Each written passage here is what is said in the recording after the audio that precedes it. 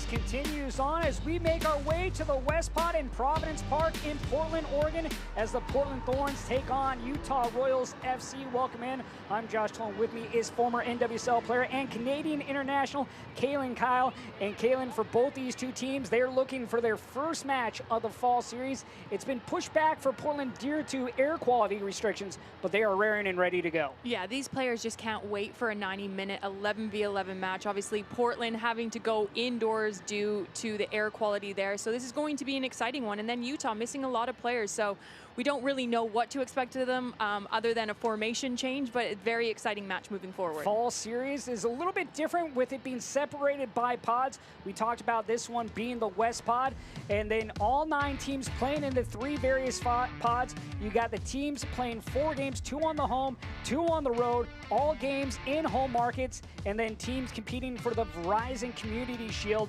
So it's going to be a fun one here getting started today. And one of the players you have to watch out for, Lindsey Horan, always a cog in the center of the field for Mark Parsons. Do I have 30 minutes for a pregame show of this player? I mean, look at this goal. She's absolutely incredible. She can play both sides of the ball, both in the attack and on the defense. She's a tactical technician. She brings players into this game, so definitely one to watch out for this Portland side, and her connection with Sinclair through that midfield. And for Utah, 2 players that you got to watch out for: leadership in Vero and Amy Rodriguez. Yeah, you see loads of changes going on with Utah. A lot of players on loan or overseas playing at the moment, and some players opted out of playing in this phase. So Vero and Amy Rodriguez add that leadership that this team will need in order to be successful. I mean, they're leaders on the pitch and they're leaders off the pitch. So definitely 2 players to look out for in this match. You got one of the most dynamic midfielders in Vero, and then one of the most lethal scorers in Amy Rodriguez. Plenty of action to come as we get set for West Pod action here between the Portland Thorns and Utah Royals FC. You're watching the fall series right here on Twitch.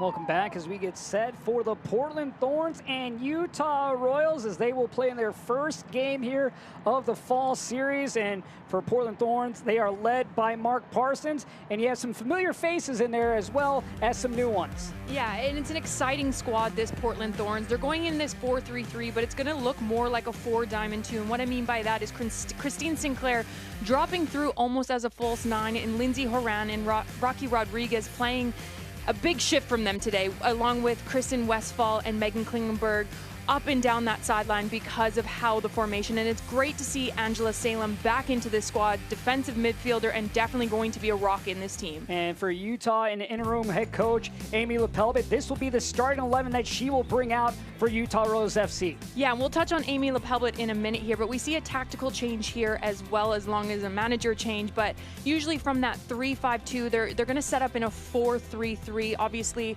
a lot of players missing in this squad. So you have Katie Bowen and Kate Delfava as those two center backs, so super important for them to be those vocal leaders today. And then again, Amy Rodriguez is my player to watch for a reason, and she is leading this front line. Elizabeth Ball making a return to Portland after she was with them for the past 2 seasons. There you get a look at Amy LaPelbit.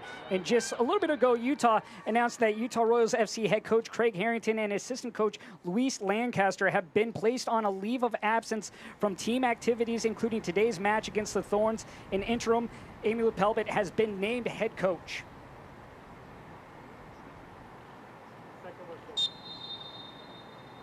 Okay, free to kick. And now we are ready to go once again here between Utah Royals FC and the Portland Thorns. First game at Providence Park since October 12th of last year. Obviously, COVID playing a factor, the Challenge Cup being held in Utah. And we are underway. Utah in the white kits, Portland Thorns in their black and red kits. And Kaylin, you played at Portland and Providence Park as a former NWSL player. What was it like playing there, and what's the excitement going on for these players right now as they get geared up for this first match? I've played at a few clubs in the NWSL. I won't name just how many, but Portland was definitely one of my most favorite places to play. The fan support there is second to none.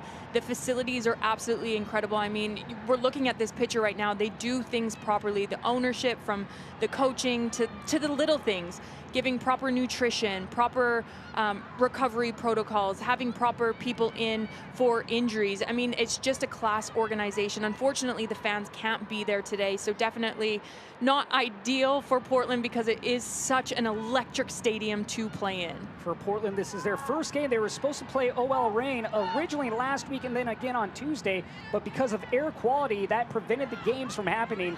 That has been now pushed to September 30th. But with the air quality, that meant for Portland, they had to go and practice indoors for the past 9 days. As this comes out to Michelle Maimon, she clips it in, and this played back by Angela Salem trying to find Sinclair.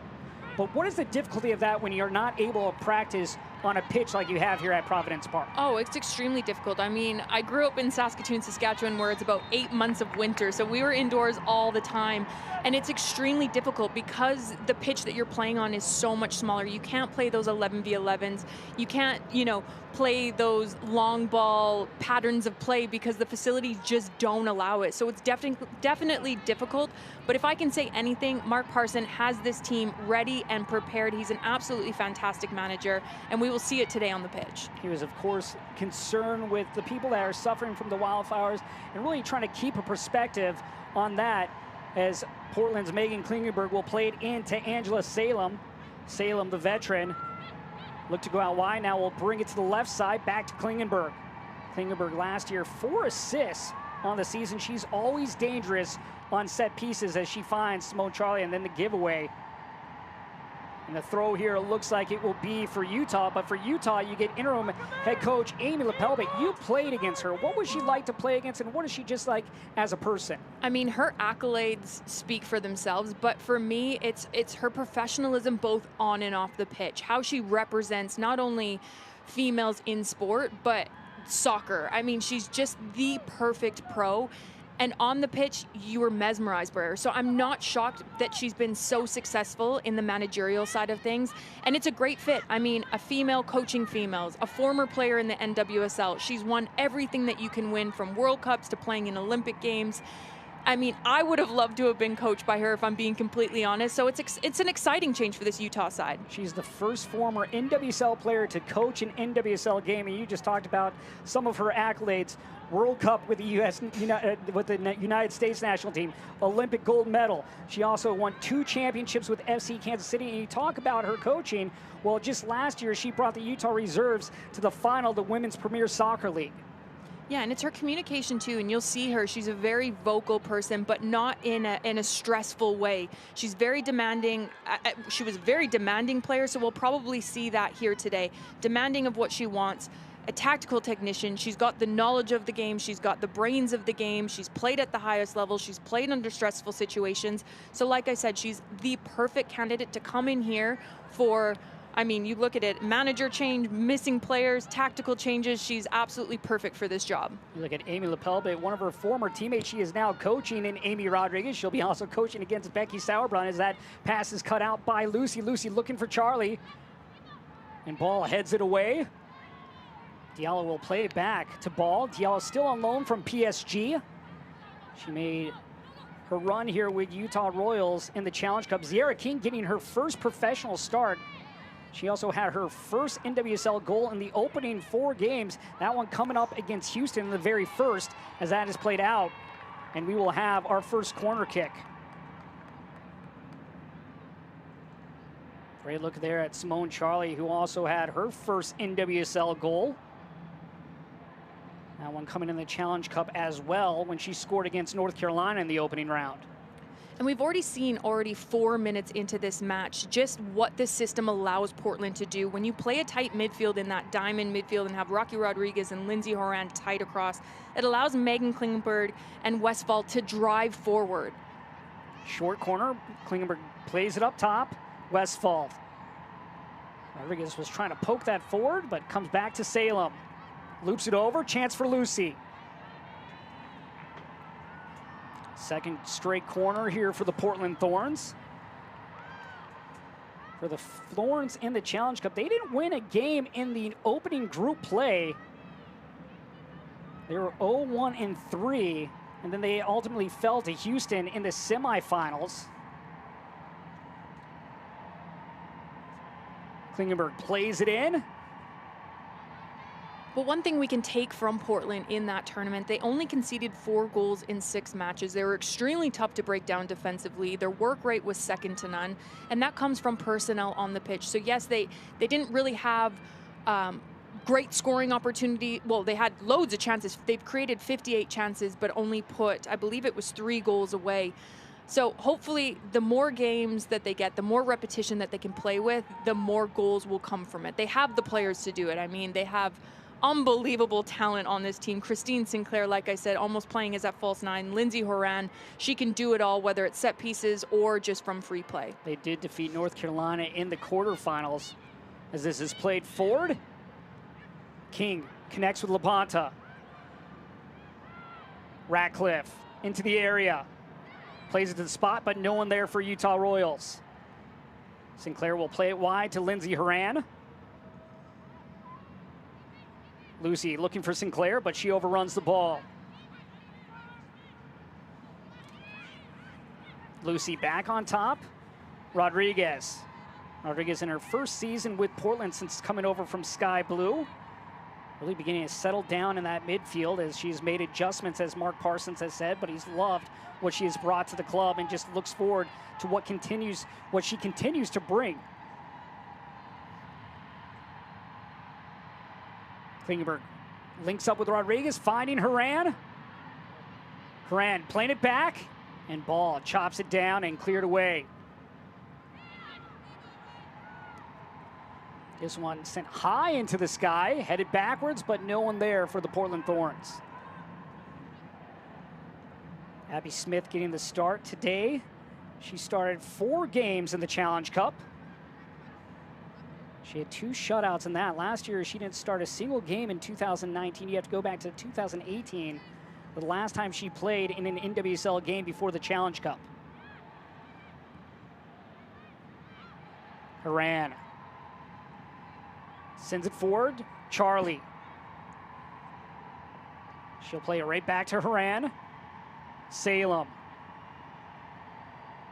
goes inside. Dispossessed on the ball. Salem regains control, plays it out, looking for Charlie. Charlie at the end line, keeps it in play. Klingenberg sends it to Salem. Third corner kick now here coming from Portland.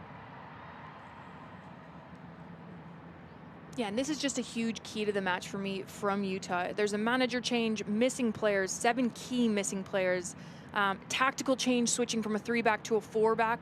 So in the first couple minutes of this match, they've done okay, but I would love to see, as the game progresses, just simplify the game.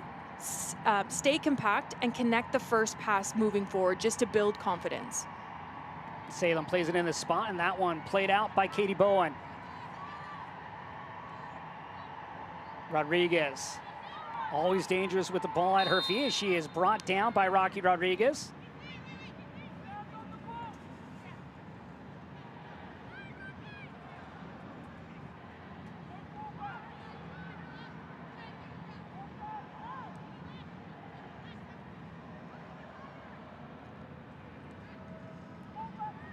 Ball will play it wide. Mamone keeps it in. King. Lytle in control, but up comes Rocky Rodriguez. And here's Kate Delfava. Delfava, number 12 overall in this year's NWSL draft at Illinois State.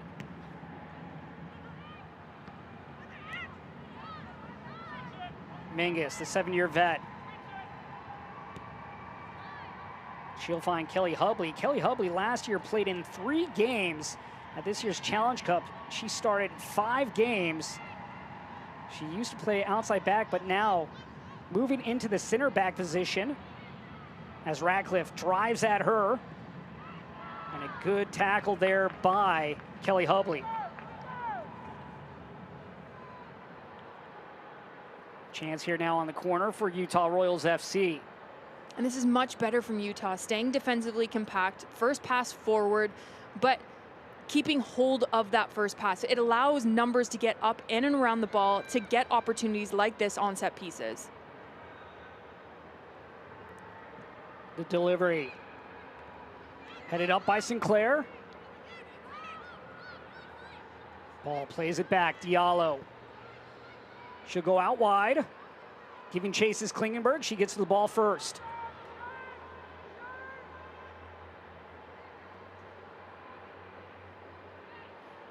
Great look there at Taylor Lytle. 92 NWSL games in her career. Majority of them coming with sky blue as this is played in, now cleared away.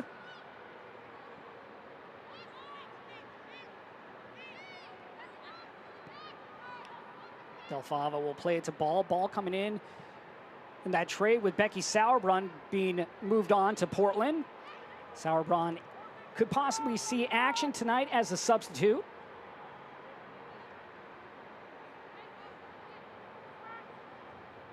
Elizabeth Ball, one of 5 players that played in the 2015 College Cup Championship for Penn State, ultimately winning it.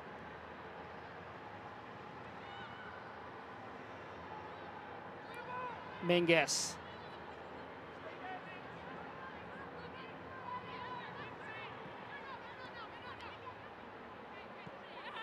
Salem looking for Haran, but overpasses her. King looks to go the other direction, and that one knocked off the boot of Angela Salem.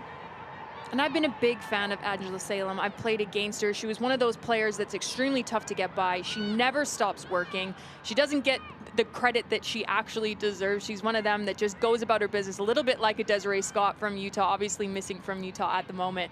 But she's just an absolutely incredible player, and everything comes through her. From the back line, tries to find Angela Salem, and her first thought is, can I get turned? Can I play forward to my midfielders, or Christine Sinclair popping through? Labonta sliding it forward.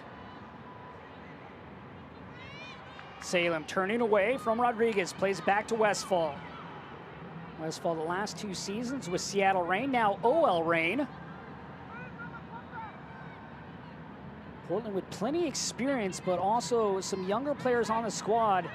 At some point, we think we'll see the 1st and 2nd overall draft pick here in the fall series, and Sophia Smith and Morgan Weaver. Saw plenty of that Morgan Weaver in the Challenge Cup, but Sophia Smith still looking to make her first NWSL appearance. Yeah, and talking to Mark Parson earlier this week, Weaver, the only reason not in the lineup today, she picked up a slight knock, nothing too crazy, but he didn't want to start her to make her go maybe those 60 or 90 odd minutes. So definitely we'll probably see her come in at about the 60th minute mark. Klingenberg. Hubley pushes it up. Charlie sends it forward, but no one there for Portland as Maimone will retreat. Michelle Maimone out of Pepperdine. Plays it to King.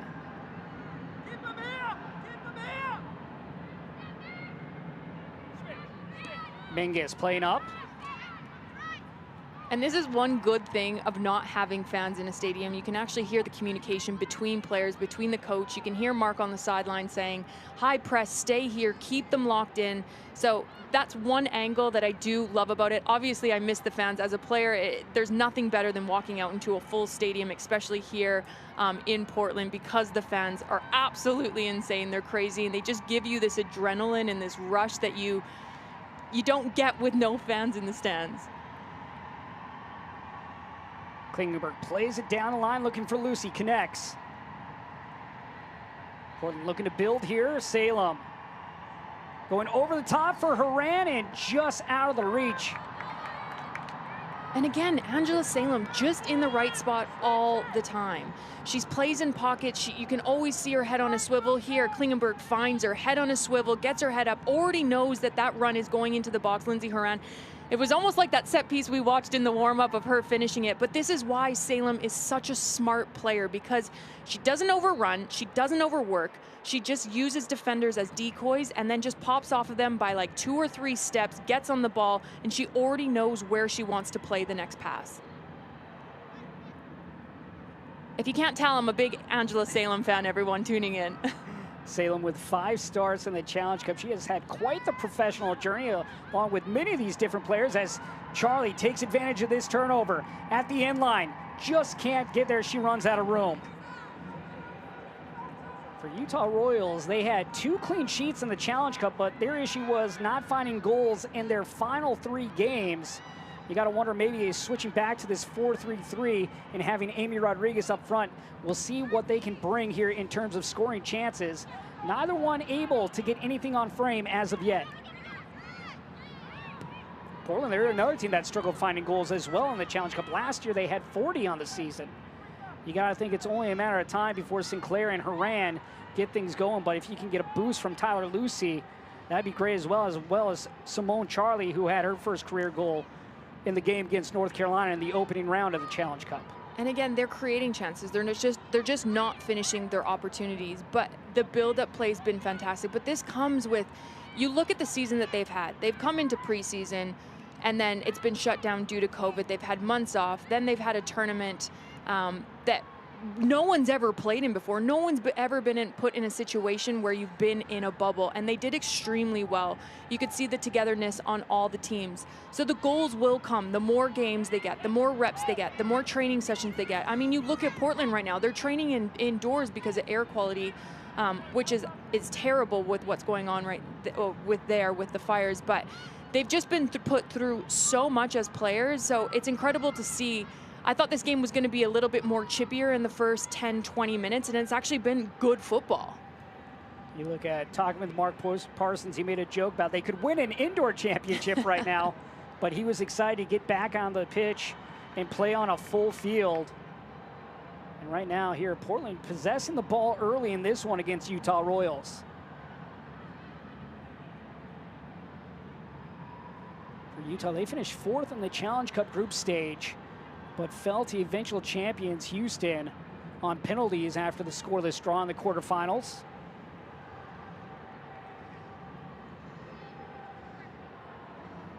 One of the things that Mark Parsons, as you take a look there at Brick Ekstrom, talked about was just really gearing up his team and trying to push forward and move on here in this season and continue to develop and just get as much performance on the field as possible. But one of the keys that he talked about was finding cohesion with this team. And I think the best part too, and you can look at Portland, you can look at Utah, you can look at all the teams across the board that are missing big name players. This gives these youth players an opportunity to get minutes, to get 90-minute matches, to get experience. The NWSL is a very physical league, it's a fast league, and it's very technically organized, and tactically disciplined as well. So it's completely different when you come out of college or you come from a different league to get your feet in the NWSL. And this is a perfect opportunity for these players to look to the 2021 season when these managers are looking to sign players, to looking to fill roster spots. So it's an absolutely fantastic opportunity for a lot of these women out here on the pitch today. Well, you have that, and then also next year Racing Louisville becoming the 10th NWSL team. So they definitely have their eyes on these various players throughout the different clubs. Mingus at the center of the field. I was tempted to come out of retirement for this, but I decided against it. 8 months pregnant might not be so pretty on the pitch. You also look at what Sydney Leroux did last year after coming back, giving birth to her daughter, as Sinclair plays it inside. This one's sent up. Salem heads it back. Labonta charging forward. She'll drop it off. King, the rookie.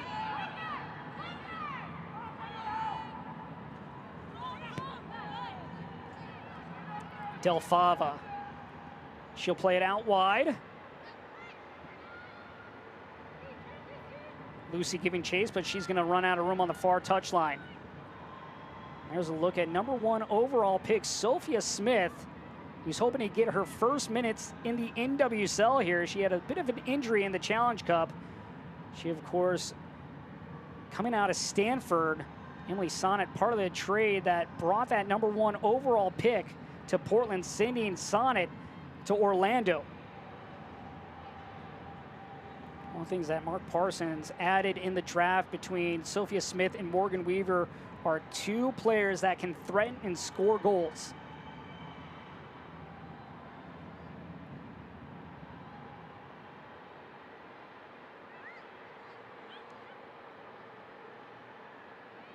Rodriguez. Mingus. Finds Westfall.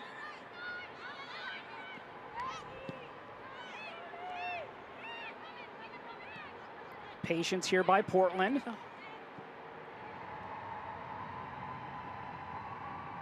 Sinclair. And that one chopped away by Del Fava, but only as far as Haran.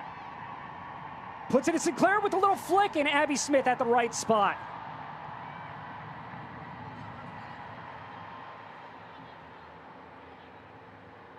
And again, just the vision and awareness of Lindsay Horan to find Christine Sinclair in a very, very tight space. And then just the ability to be calm on the ball, take a few touches, get her head up, find Christine Sinclair again. I mean, she's absolutely brilliant. Her knowledge of the game is second to none. What was she like to play with as a teammate? Christine Sinclair? Yes. Oh my, the best thing in the world. I can't speak highly of her enough. I mean, again, I always speak about leadership both on and off the pitch, and I think that's what makes players so successful, and that is why she is successful. She's so humble. I mean, she's broken every record you can break. She's a leading goal scorer internationally for both men's and women. And you wouldn't even be able to tell. You just have a margarita with her, and it would be like just your best friend chilling in a bar or a coffee shop. She's just such a nice person and so humble. 186 international goals as Klingenberg plays it in. Far post. Charlie goes up, and that lands on top of the netting. Dangerous pass there. Charlie just could not direct it down.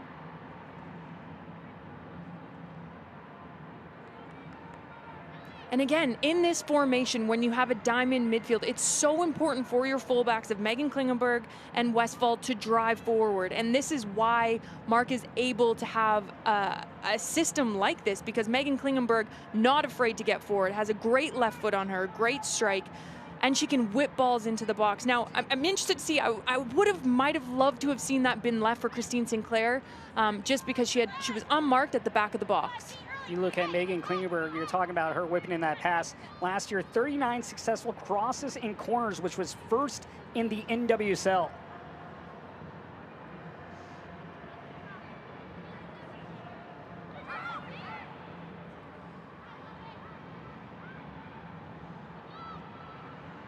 That one played out. Utah struggling in that final third, have yet to build anything up and have a shot attempt. Maimone to King. Labonta sends it over. Almost a near giveaway now. It does come to Ratcliffe and hits off the backside of Hubley. Ratcliffe plays it out. Diallo loses possession. Sinclair looking for Charlie, and playing it away is Del Fava. Here's Rocky Rodriguez, but she's knocked off the ball by Lola Bonta. But talking about Kate Del Fava, she was drafted 12th overall out of Illinois State, known as a goal scorer. She had 17 goals her senior year, which was 10th best in the nation. But coming in this year, she was moved from the midfield spot back to center back. And if you go on to equalizersoccer.com and read John Halloran's article about her, it just talks about how she was drafted to be an 8 or a 10. She gets moved to outside back and put her just in there during a scrimmage. And really, she credits Amy Lepelbit for the formation and the adjustment. She also talked about how Rachel Corsi played a huge factor. Of course, Rachel Corsi right now on loan, but she's going to be one of those youngsters that's going to really grow here in the fall series as she gets more playing time. Yeah, no, she absolutely will. You nailed it for me. What the biggest thing is you've just read everything, and what comes to mind firstly is basically she can play anywhere on the pitch and be successful. You can have her in an 8, you can have her in a 10, and you can have her in the center back role. And the reason why she's been so successful in that center back role, because as a midfielder, you're so used to playing in pockets of space. You're so used to trying to get on a half turn. As a center back, you get the ball already facing forward, so you can see the whole pitch. You have the vision and awareness. And as a midfielder converted to a center back, you have the passing ability. So you can hit those long balls. You can hit the spaces in between lines. So, of course, you're going to be successful. And you see that throughout pro leagues. A lot of midfielders are converted into center backs the older they get with age. Rodriguez to Westfall.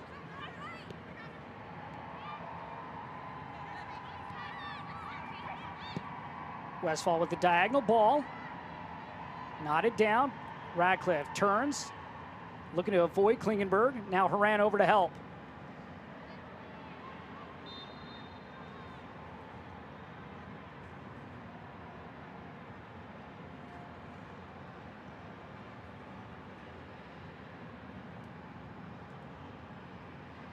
Great look there at the veteran, Megan Klingenberg.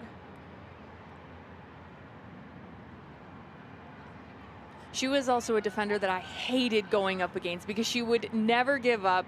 It's those hard tackles. You hated if you did get by her because you knew you were getting brought down and you knew she was getting back with her pace. Smith will just play this one out and put high in the air, but right to Haran. Haran, the 2018 league MVP. Sinclair plays it down the line. Klingenberg trying to get around Bowen. And a goal kick here for Utah Royals. You look at the Challenge Cup, all the games played in Utah. This is the first time Utah has actually had to go on the road. Portland, as well as the other teams, making their way to Sandy, Utah. But now for the first home game since last October, again, with these pods being broken up into 3 different groups, each team will play 2 home games and 2 away games in this fall series format.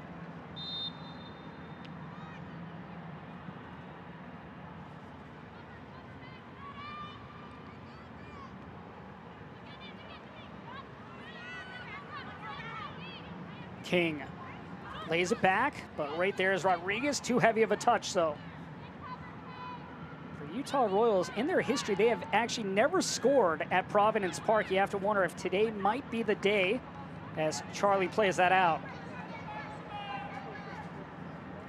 You know how difficult Providence Park can be when it's full of 19,000 screaming fans. But still, even without the crowd, a difficult place to score goals.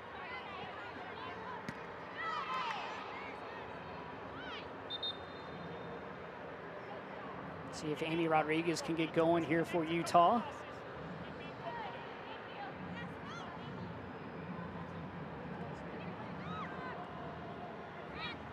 Rodriguez turns away. She'll play back to the center back, Kelly Hubley. Klingenberg looking for Lucy, finds her. Haran giving chase, ball right there former teammates. And that goes across the end line for a corner kick. And this is just so clever by Lindsey Horan. She knows she's not going to get around her. She knows she can't whip in a cross. She is extremely intelligent with this. She just knocks it off of her for a corner. They have big bodies in the box, and they have distribution from Megan Klingenberg to get great service. Plays it short. Now sends it into the 6. Charlie towards the spot. Now cleared to Westphal. Good job there dispossessing the ball by King. Westphal nearly won it back.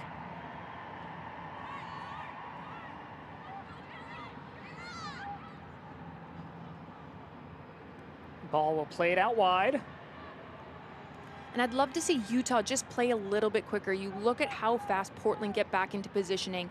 They drop extremely quick. They're filling in gaps even if it's not their positioning. You see Sinclair dropping on the width. You see Lindsey Horan going back into that fullback spot. You see Rodriguez dropping in for a defensive midfielder role. Wherever the spaces needed to be filled, these players are doing it. So in order for Utah to be successful, first pass has to break a line, has to be controlled, and then get numbers up quickly, get numbers in and around the ball. For Utah Rose, they have 3 different players that played for the Thorns, and Elizabeth Ball and Mallory Weber, as well as Vero. Here's Michelle Maimone. King plays it inside, flicked back by Labonta with the right foot, and that one's going to find its way wide of the frame.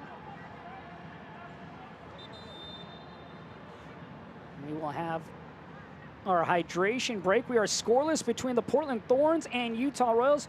We'll take a break. You're watching the fall series right here on Twitch.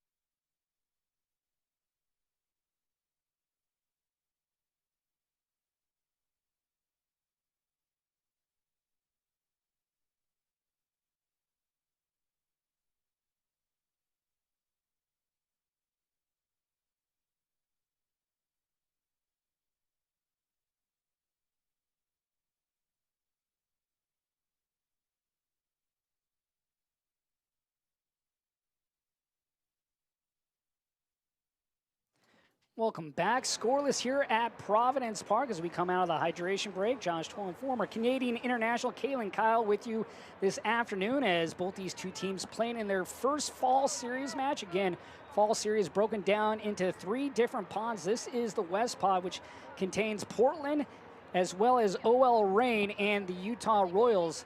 For Portland, you go back to that Challenge Cup. They finished 8th out of the 8 teams. They didn't win a game in group stage. They were able to upset North Carolina in the quarterfinals. They got a goal by rookie Morgan Weaver. But Morgan Weaver right now out with a little bit of a knock. She will be back and ready to go. But still, both these two teams looking to build on their performance from the Challenge Cup. Here you have now Utah going back to a 4-3-3. We'll see if they can get a little bit more aggressive and find some success here in the final third. Portland so far has been controlling possession in this one, these opening 33 minutes.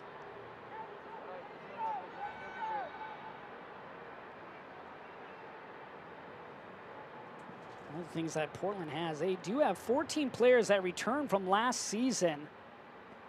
Laura Parsons talked about finding the cohesion. You can still see them working out some of those kinks here as they still put everything together.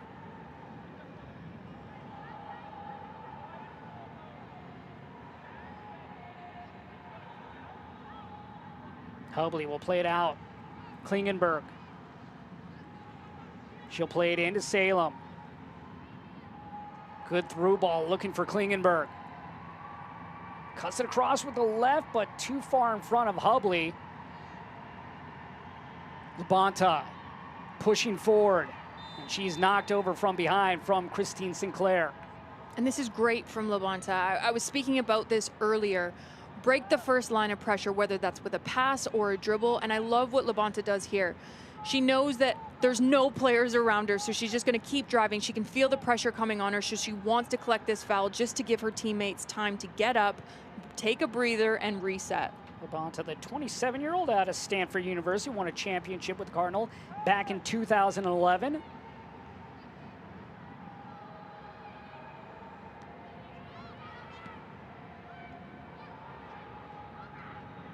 Horan wins the ball back for Portland.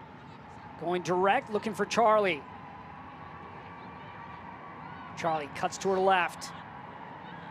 Trying to squeeze through, gets around, Charlie with a shot and finds the near post for the first goal of the game for the Portland Thorns. What an absolute brilliant goal. I mean, this comes on a counterattack. First look forward, finds her, and Charlie just goes for it. She takes on one player, she takes on the second player, and she's like, no, I'm gonna do this all myself. Let's take a look at the replay again. Lindsay Horan gets her head up, knows that it's a 2v1.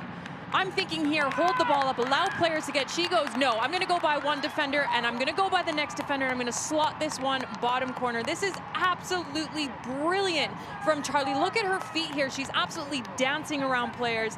But again, the vision and awareness of Lindsay Horan, knowing Charlie's pace and knowing Charlie's technical ability, puts the trust in her to say, you know what, just go for it. Brilliant goal from Portland. Simone Charlie, first goal coming in the Challenge Cup. She now has her second in WSL, this one coming in the fall series. Gives Portland the early lead. Charlie was one of 3 players to score for Portland in that Challenge Cup, as she continues to progress here in her career, as Westphal has it in the channel. Approaches the area, stops. Rodriguez, momentum in favor of Portland at the moment. Salem. Diallo right in the way of that pass. Westphal steps up, finds the boot of Charlie. Salem with space, and she'll just play this back to the circle and Kelly Hubley. Lucy.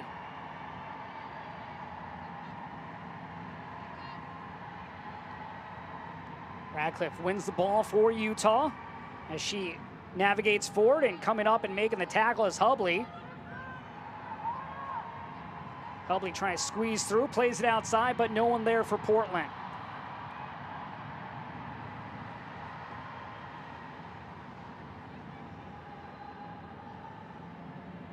Labonta last year, 2 goals for Utah. She looks to play a factor here at 4 to the Royals going forward, trying to find that equalizer. I have to think at some point they're going to try to get Amy Rodriguez more involved. She's been really quiet here in this opening 37 minutes. Yeah, and the reason why she's been quiet is because the midfield 3 of Utah right now, it's just a little bit sloppy, it's a little bit lax. It doesn't look like any of them really want to get on the ball. So in order for this Utah squad to be successful, they need to get more midfielders involved and wanting to play forward and wanting to help Rodriguez underneath. Sinclair drops it off. Sinclair going over the top, looking for Charlie. Charlie going up for that collision between her and Michelle Maimon. Maimon getting the worst of that. Maimon, though, able to get up on her feet.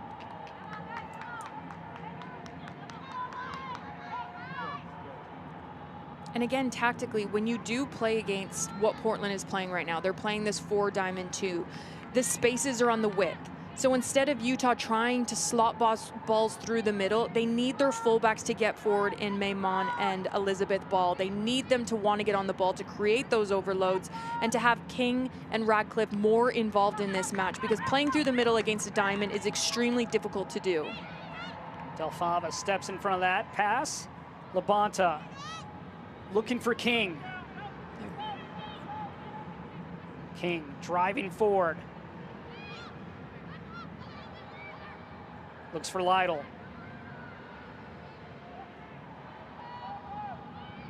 played in. Rodriguez gets her foot on it, but right up to Eckerstrom. And again, much better from Utah. First pass into the midfield. First look, can we play out wide? And that is exactly what they do. They swing it over to the left, then come back through the midfield and swing it out to the right. Quick ball movement beats a diamond midfield, and width beats a diamond midfield.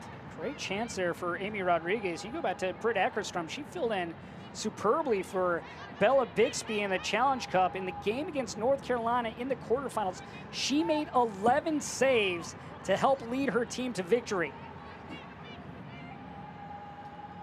Lady French currently out for this one as Ratcliffe tries to get by, but right there playing it back is Angela Salem. She has been very active today in the midfield for Portland.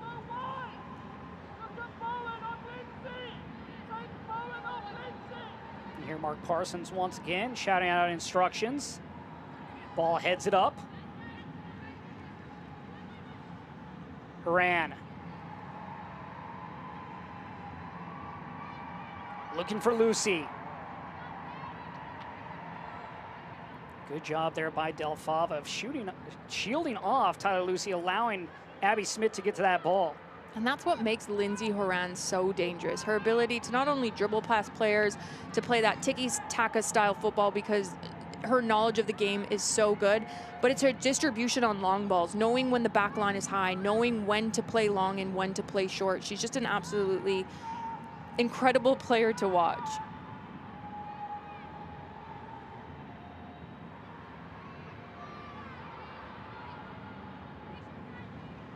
Rodriguez with the left, and that one well wide. Rodriguez giving herself a chance on that one, but just could not get it on frame. Amy Rodriguez last year led Utah Royals with 9 goals. She did have 1 goal in the Challenge Cup.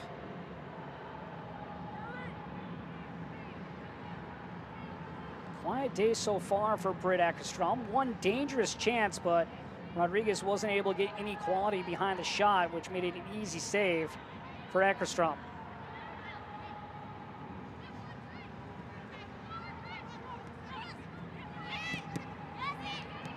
Once again, King stepping in front of that lane to play that ball away.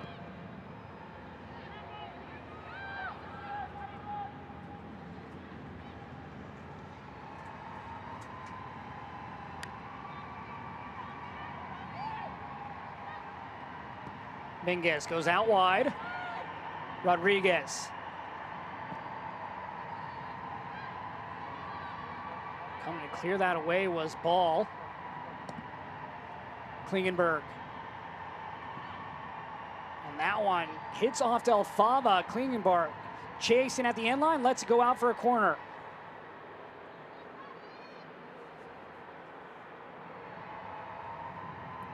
Pressure being put on once again by the Portland Thorns.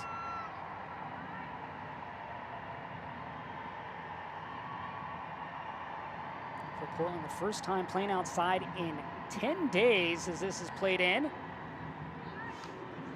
course, air quality keeping the Thorns inside. But they did get the approval for this game, and great to see them playing here at Providence Park under these difficult circumstances. Again, speaking to Mark earlier in the week, he was saying, I'm a bit nervous to have my squad out on this pitch because I don't want them to get overexcited. I don't want them to just run around because it's the first time playing 11v11 football. And I can say, Mark, they're playing absolutely fantastic today and sticking to the game plan, which is great to see. He was worried a little bit about the chaos that could ensue, but luckily right now for Portland, it's been the good kind of chaos, resulting in the lone goal by Simone Charlie back in the 35th minute. That one assisted by Lindsay Horan. High pressure here by Utah. Horan back to Hubley, plays it out to Klingenberg. And if Utah wants to high press, they need to keep Portland one side. This is far too easy for Portland to get out. They're making this look like a practice at the moment. So if Utah, you decide to press, fantastic, but keep them one side. Your midfielders have to work to keep Lindsay Horan playing one side, Angela Salem playing one side as well, and try to keep Emily Magnus off the ball because her distribution from the center back is second to none. Rodriguez trying to slide that one through, but Maimone able to chop it down.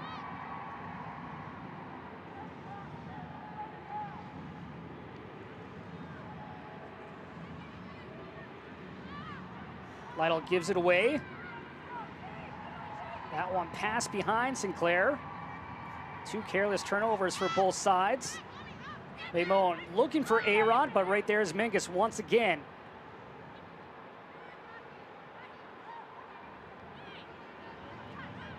Salem.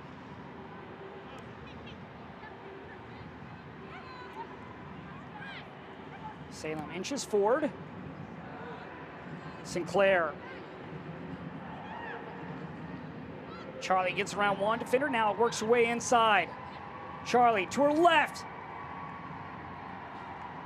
I like the movement there by Charlie to create space, and then it hits off a Utah defender in another corner here for the Portland Thorns. And again, this starts with Christine Sinclair's run. A lot of people always say she's not as quick as she used to be.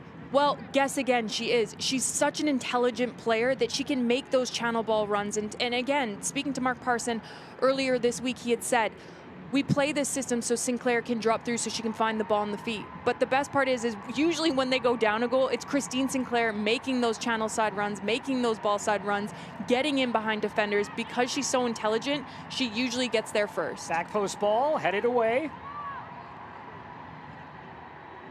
Salem. Diallo right there. Diallo once again sends it into the sky.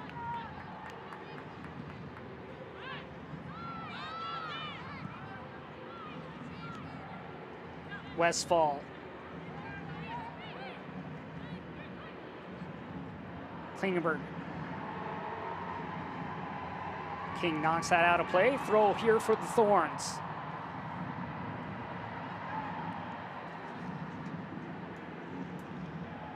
Portland last year, 40 goals on the season, but they struggled in the Challenge Cup, just scoring 3. Looking to build on the 1 goal here by Simone Charlie here before half, trying to add a second.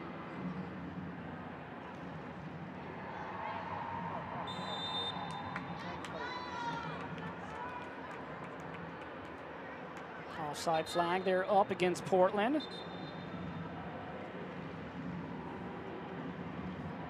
First game here in the fall series for both these clubs. Delfava will leave that for Abby Smith. Always dangerous when she has the ball at her feet. She scored 2 goals in college. I think the ball would have to be a little bit closer to midfield for that.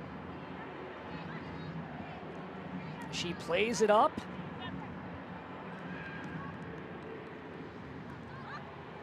Rodriguez turns, plays it back.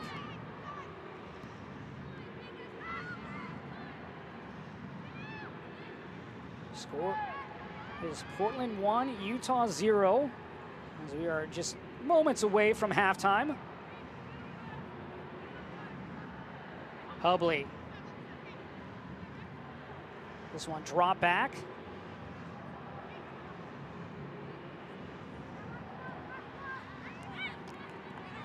Back heel finds Westfall. Sinclair was calling for the ball, but Maimone right there. Salem.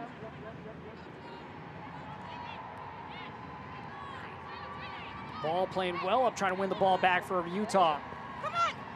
That's us. Now one last touch by Westfall, and see if Utah can make one last final run here in stoppage time of the first half.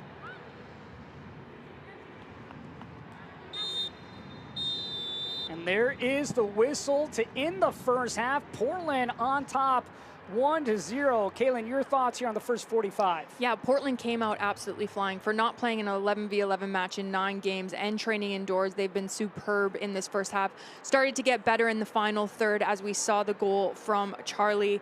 And then Utah, they're just struggling. They're always second to the ball. So hopefully they go into the locker room and get told a few things, just more defensively, stay compact, and then on the offense, hold on to the ball, connect the first pass. for Utah. They go in, looking to rebuild here, coming out for the second half. Meanwhile, Portland looks to continue with the one goal coming from Simone Charlie, assisted by Lindsey Horan. We still have plenty more to come here as we get set for a halftime. As we will take a break, we'll be back here in just a matter of moments. You're watching the Fall Series on Twitch.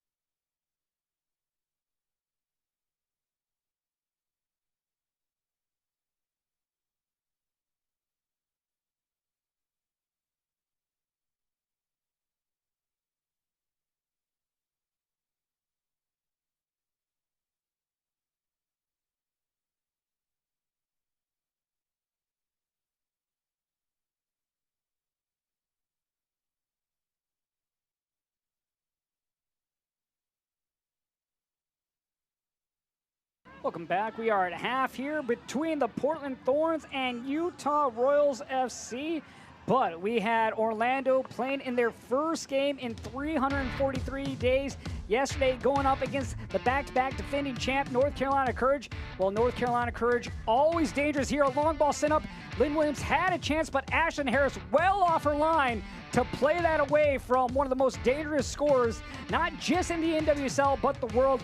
Orlando would have a great look there. Sydney LaRue would get this on top of her head, but just sends it wide. She had two great header attempts, but unfortunately could not get anything past the goal line. Here, Ashlyn Harris, a marvelous save against the Brazilian Dabinha. Gets her right foot on it, then gets her hand on it to keep it out from going past the goal line. Here, Lynn Williams attacking, will go near post, and it goes off the post and bounces to the top of the box.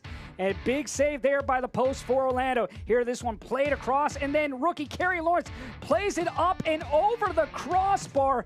Nearly had her first NWSL goal, and things would remain scoreless in that one. A tough game here. Lynn Williams would have one more great send across and in. Nearly trickles a pass, but once again, Carrie Lawrence coming up big for the Orlando Pride as that game would end scoreless between the two. But still, plenty of action coming up. You have Chicago Red Stars and Washington, that one on Saturday, CBS and Twitch. And then you also have Utah Royals and OL Reign getting to play in their first game next weekend, as well as the Houston Dash Challenge Cup winners taking on the Orlando Pride for the first time in 2020. Great action coming up, but we still have 45 more minutes to decide the winner of this. When we return, we will have more entertainment for you right here on Twitch.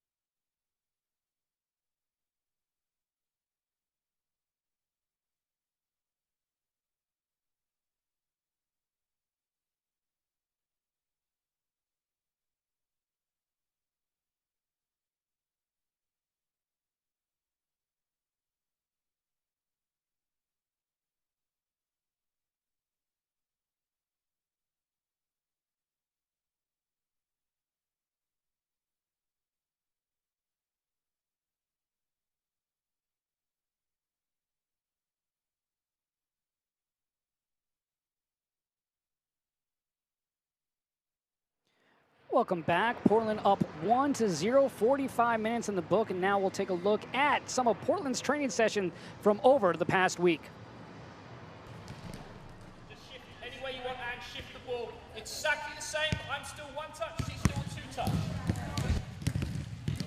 Make sure we hit the field tomorrow. We know our movements, we know our spaces that we like.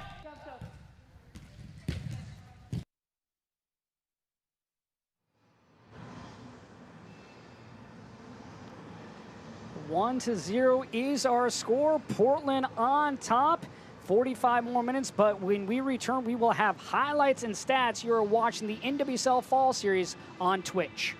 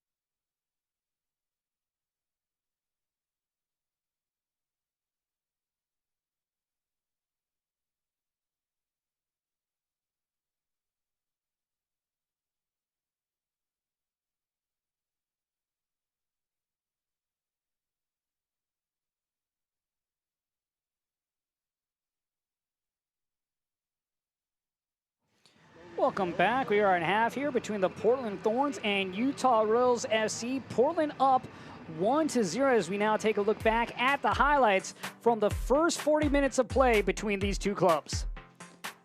Yeah, this is just great. Lindsey Horan, they win this ball deep in their end. She gets her head up and she sees Charlie here. But Charlie, for me, this is absolutely individual brilliance at its finest. Doesn't just beat one, beats two, goes around her, and then slots this one pass. Absolutely fantastic finish from her. But again, Lindsey Horan has been this bright spot in this first half, just knowing the vision and awareness of where your players are on the pitch. Simone Charlie's second goal of the year. She scored one in the Challenge Cup, now getting her first here in the fall series, but she also had another great opportunity just moments later as we take a look at the match stats.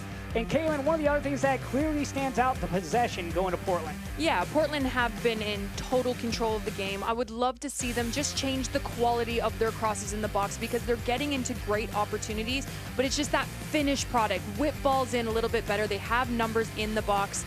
And then stay in full control going into this second half because more goals will definitely come from it. And then maybe try to use the right-hand side a little bit more with Westphal and Tyler Lucy. Everything has been coming down the left-hand side with Klingenberg and Charlie. If you're interim head coach for Utah, Amy LaPelbit, what are you telling your squad here? Need to control the midfield. The midfield for me have not been there at all. And then a quicker switch of play to beat this diamond midfield. In order to beat a diamond midfield, you need to play in to then play out. And this is why Vero is going to come into this midfield unit because she's fantastic on the ball. Her vision and awareness is second to none. She can hit this switch of play. She can also break lines. We're seeing Rodriguez just kind of left alone up top with no one really around her.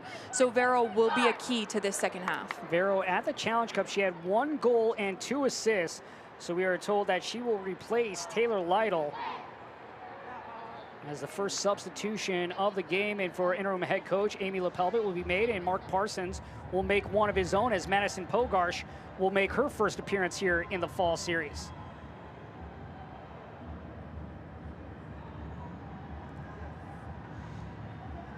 And Pogarsh will replace Kristen Westphal.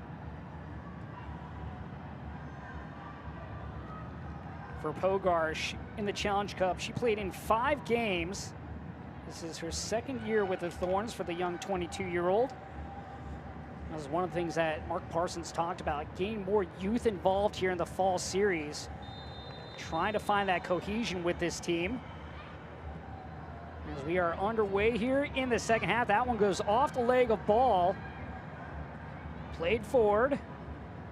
Josh Tolan, former NWSL player and Canadian international. Kaylin Kyle with you this evening as Utah looks to push up the field, looking for that first goal and hoping it comes here early in the second half as Rodriguez drops it off.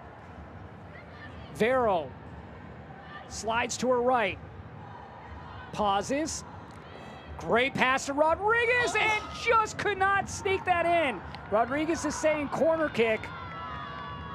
And maybe we'll get a chance to see if this was deflected off Eckerstrom. And this is exactly what Utah needed. They needed someone to come in to control this midfield. They didn't have any control in the first half, and that is exactly what Vero does. And like I said, that connection between her and Rodriguez going forward is going to be so important. Rodriguez is going to watch this game film back and be so disappointed she didn't slot this one home. You talk about an immediate impact there by Vero, connecting there with Amy Rodriguez. Rodriguez just could not curl it in to the far post as Bowen plays this off Hubley. That one off the back heel, and Klingenberg will let this fall out across the end line.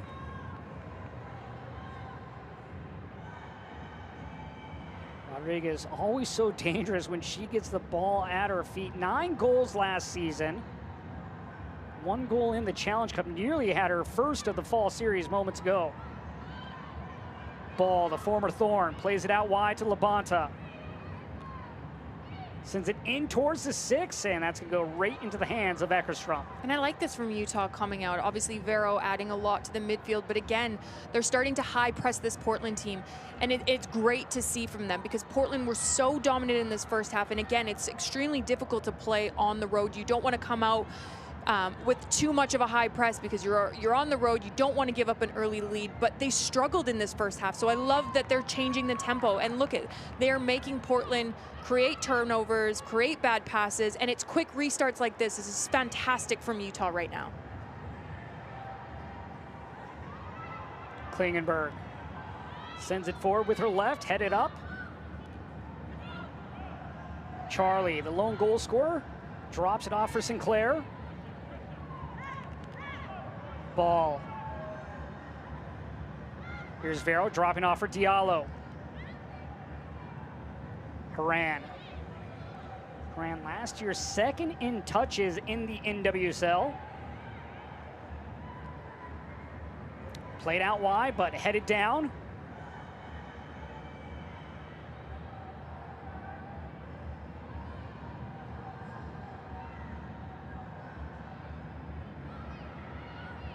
Pogarsh looking for Charlie, but too far.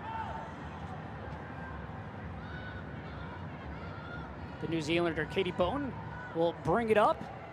And Bowen will find Labonta. Radcliffe. Klingenberg wins the ball back for Portland.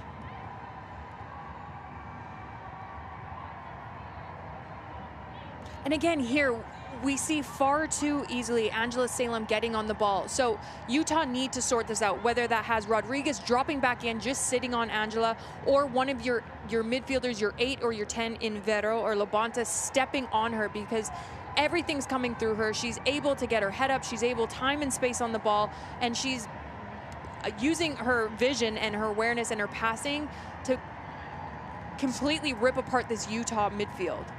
Another dangerous ball sent in there by Megan Klingberg.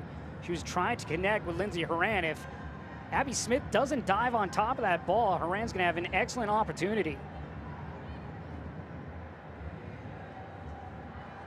You go back for Lindsay Horan to her MVP season where she had 13 goals. She was the first player that did not win the Golden Boot to win MVP in the NWSL.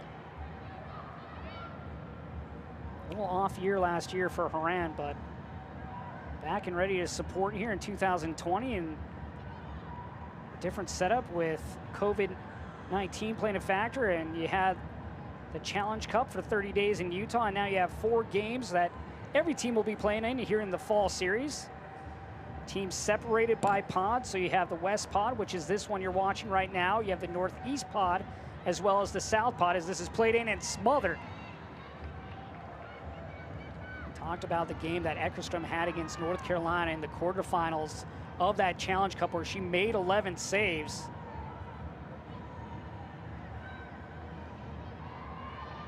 Vero knocks in to Angela Salem, and Salem able to stay up on her feet.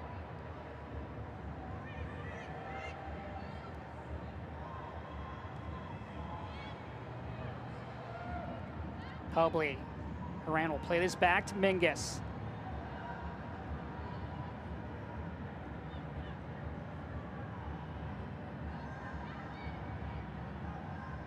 Horan in the circle.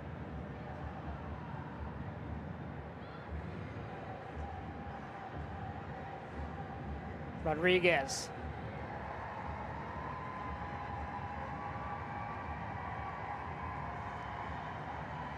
Rodriguez to Klingenberg. Finds Sinclair. Sinclair looking for Charlie. Charlie looking for her second goal. That ball just knocked away. Diallo, dangerous pass back. Smith plays it towards midfield. There was traffic there in the box, but Smith able to get to the ball before anyone else.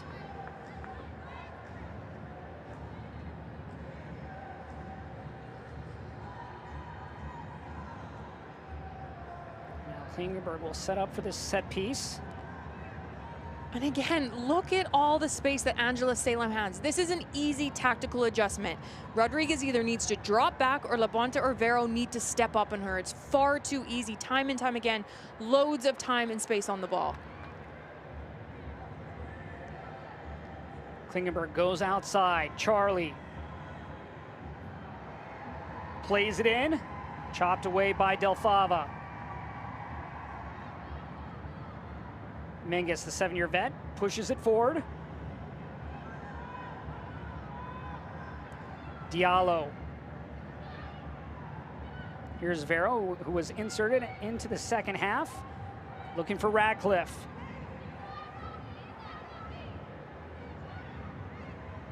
Radcliffe to her right foot.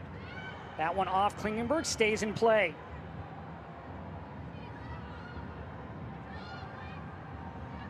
Vero with Haran on her back. Corner kick here for Utah. Second corner of the afternoon for Royals FC.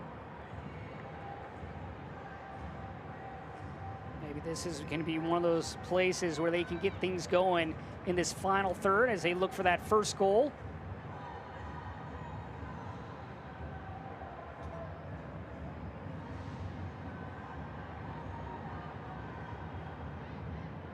The service from Vero. No danger there for Utah. Diallo chases the ball down, finds Vero. Vero.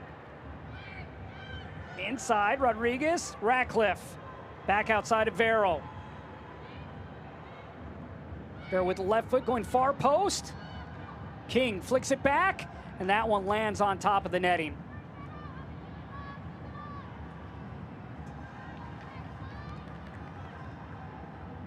Zira King getting her first start for Utah Royals FC. She made 4 substitution appearances in the Challenge Cup.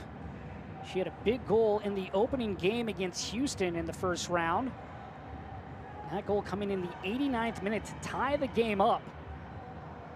That game would ultimately end 3-3. It was a big appearance for her as she just subbed on.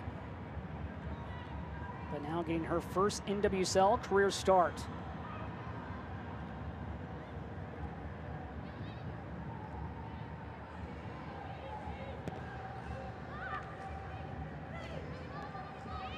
Radcliffe goes inside to Vero. And once again, Emily Mingus there for the Portland Thorns. Emily Mingus, another one of those players that you played with in Portland. What was she like as a teammate? She's the perfect pro. I mean, this is why she's been in the leagues for so long and has stayed at Portland for so long. She's so consistent. She doesn't do anything that you're going to do a replay of, nothing extraordinary, but she never makes mistakes. She always cleans up everyone else's mess. Hold on a minute. Charlie falls down, gets back up, looks for Sinclair. Ball with a sliding play to clear that ball. Oh, Elizabeth Ball, going up against her former club, was able to knock that away from Christine Sinclair. And back to my point about Magnus. I mean, she's always the unsung hero of games. Here's this chance here again from Charlie. Again, great bit of skill, no foul whatsoever. Just both players losing their footing there. But this is what Charlie brings to this team, is her ability and Haran now looking at it, but that hits off Charlie. And wanting to take players on 1v1. This is what you want to see from young players, just the confidence to go forward and have the ability to take those players on.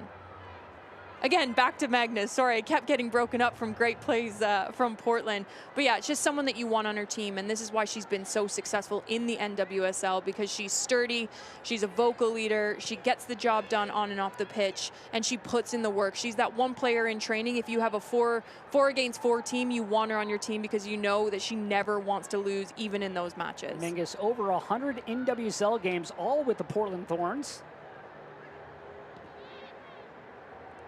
Haran. Sinclair.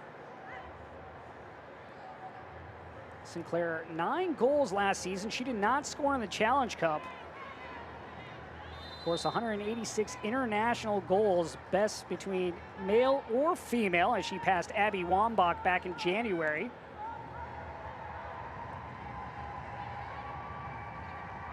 Rodriguez, one of the new additions for Mark Parsons, coming over from Sky Blue. Klingenberg. Haran slots it inside Lucy. Sent in. Rodriguez lines it up, fires! And just over the crossbar.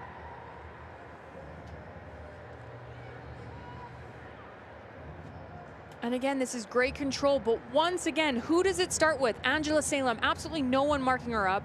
And then you have Rocky Rodriguez left unmarked on that back post. She's going to look at this and want to do better. But again, I'm saying it time and time again, someone needs to be switched on in the midfield of this Utah squad. Someone needs to know, where is the distribution coming from? Where is the service always coming from? And it's from the defensive midfielder of the Portland Thorns in Angela Salem. Rocky Rodriguez coming over in the trade for Midge Purse with Sky Blue FC. Nearly had her first goal in a Portland Thorn uniform, but just could not get it under the crossbar. Portland today really finding that chemistry out on the pitch as this is played over, and no chance there for Lucy to chase that ball down. Yeah, and they're finding the chemistry, but it's because Utah, they're just being kind of reactive instead of proactive. They see the ball about to be played and then they leave. So instead of going as the ball's being played and meeting the ball and not giving the player time to turn, it's just a little bit too slow and everything is a little bit too late. Rodriguez plays it to Lucy.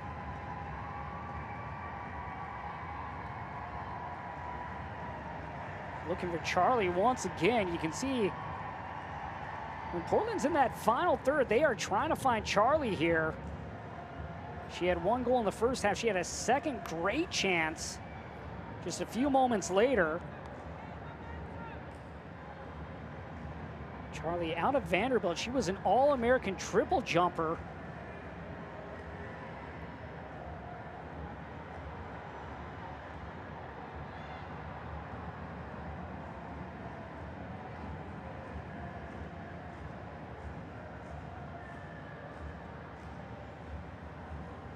And the errant pass will just give this right back to the Thorns. Well, in the first 5 minutes of this second half, Utah came out firing, but things have gone back in Portland's favor as they have controlled here for about the last 10 minutes.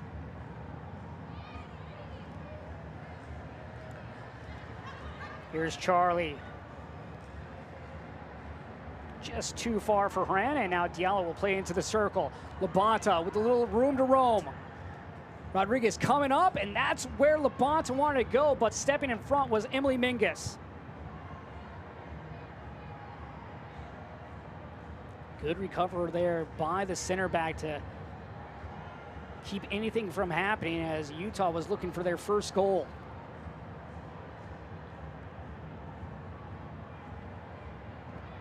See the spark that was brought on with Vero to start. Labonta with a great chance there on a break. Just could not find Amy Rodriguez.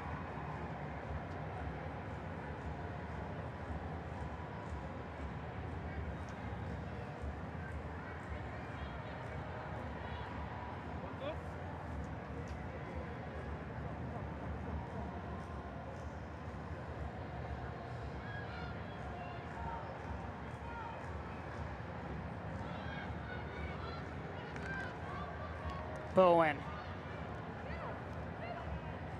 Vero. Bowen down the line to Ratcliffe. Labonta finds Rodriguez. Rodriguez. That one knocked away by Hubley for a moment. Rodriguez back in control. Trying to squeeze through, does. Drops it off for Vero. Vero, square ball. Labonta played it there, but Madison Pogarsh in the right position for the Thorns.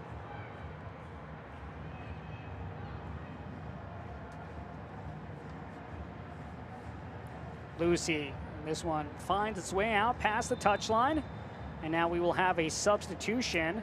And now Becky Sauerbrunn will make her Providence Park debut in a Portland Thorn uniform as she will replace Kelly Hubley. And this is a scary substitute. When you have Becky Sauerbrunn coming off the bench to come into your lineup, I mean, look at her. She's smiling, she's laughing, but what she adds to this team is experience. I mean, World Cups, Olympics, you name it, captain of numerous squads. But she is one of the most difficult players to go up against because she gets stuck in, she's rapid, and she's so good on the ball as well. Four-time Defender of the Year in the NWSL, as we will have two substitutions. Riza Strom Okimoto will come in. It looks like Amy Rodriguez and Ziera King will come off. And also coming in for Utah will be Ariel Ship. So Ship and Riza Strom Okimoto back in. King and Rodriguez off.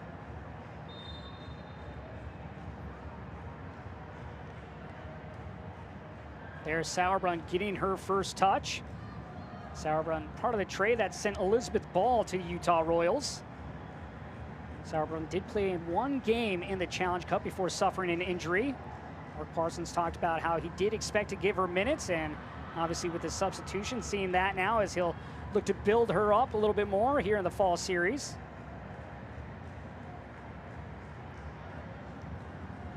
One other game happened today in the fall series. You go to the Northeast region, Chicago Red Stars taking down Sky Blue 4-1. And then yesterday in the South region, you had North Carolina and Orlando in scoreless.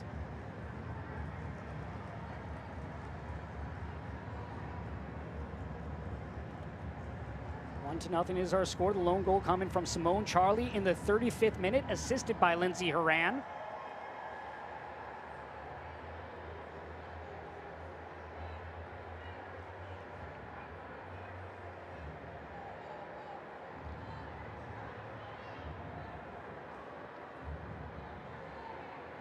Klingenberg lines up.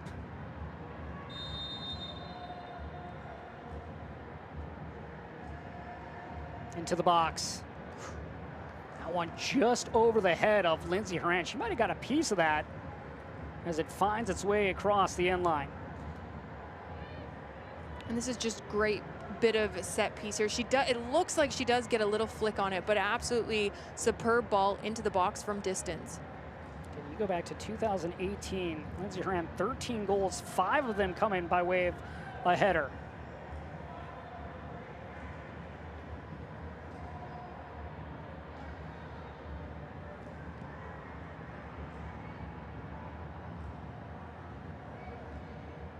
Diallo.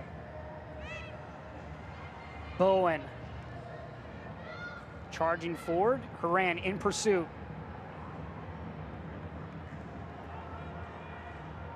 See, you always hear about Horan, the box-to-box midfielder that she is, getting back for that tackle on Katie Bowen.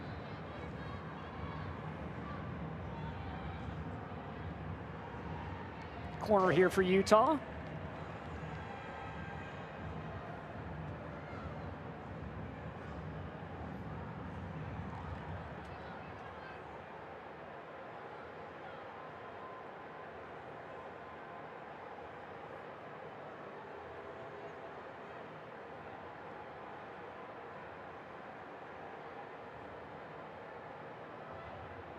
Vero sends it in with that right foot. Headed down. And then it falls into the hands of Eckerstrom. Chance there for Utah. Utah had players at the 6, but Eckerstrom able to dive on top of the ball.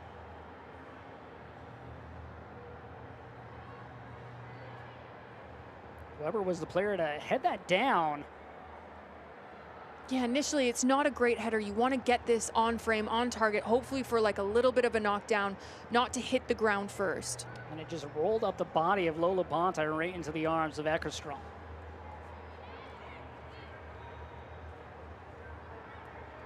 Menges. Diallo, good job stepping in front. Diallo on loan from PSG. Chance here for Utah. Ship had a chance. Diallo back on it to Ship, and that one denied by Eckerstrom. And this is so much better from Utah's midfield. I mean, they're not leaving players unmarked. They're having Labonta, Vero, and Diallo step up. This is a great midfield possession. Then the ball forward, players driving into the box again. A missed clearance here, gets on the end of this one and just doesn't squeak it by the goalkeeper. But again, from Utah, this is what you need. You need players pressing in that midfield. You need it to make it almost feel unbearable. For Utah, they've gotten more comfortable as the game has progressed. They've really begun to dial things in more here in the second half than they did so in the first.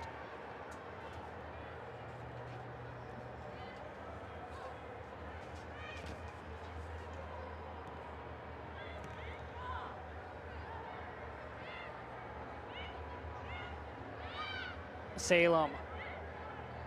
Haran goes to the outside. Pogarsh drops it back to Haran. Haran turns inside. Left-footed ball. So good with the ball at her feet, but sends that one out of play.